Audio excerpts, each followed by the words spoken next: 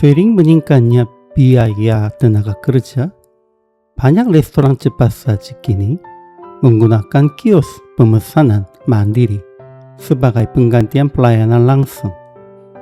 Meskipun tampak praktis, bahkan kaum muda seiring memerlukan waktu untuk memahami cara menggunakannya. Laporan pun menunjukkan bahwa para lansia klub merasa kesulitan. Ada pula orang yang berkata, sekarang saya sudah mengerti, saya bisa melakukan sendiri setelah dibantu karyawan.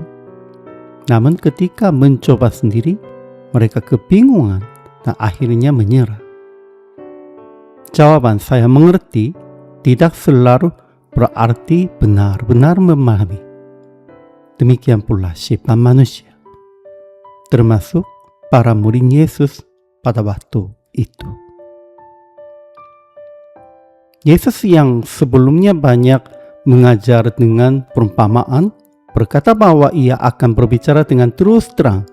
Ia juga menegaskan bahwa jika para murid mengasihi dan percaya bahwa ia datang dari Allah, maka apapun yang mereka minta kepada Bapa dalam namanya akan didengar, sebab Bapa sendiri mengasihi mereka.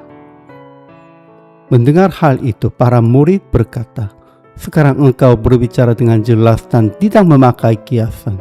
Sekarang kami tahu bahwa engkau mengetahui segala sesuatu, dan karena itu kami percaya bahwa engkau datang dari Allah.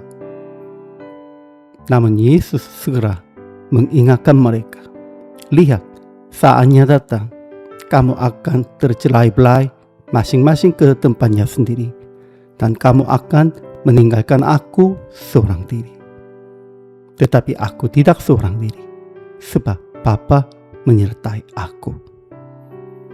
Ia menutup dengan penghiburan, kuatkanlah hatimu, aku telah mengalahkan dunia.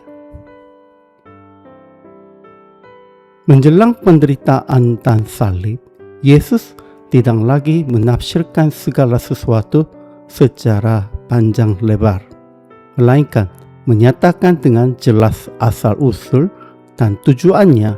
Ia datang dari Bapa, masuk ke dalam dunia, dan akan kembali kepada Bapa. Ia mengundang para murid untuk berdoa dengan iman dan kasih yang tulus.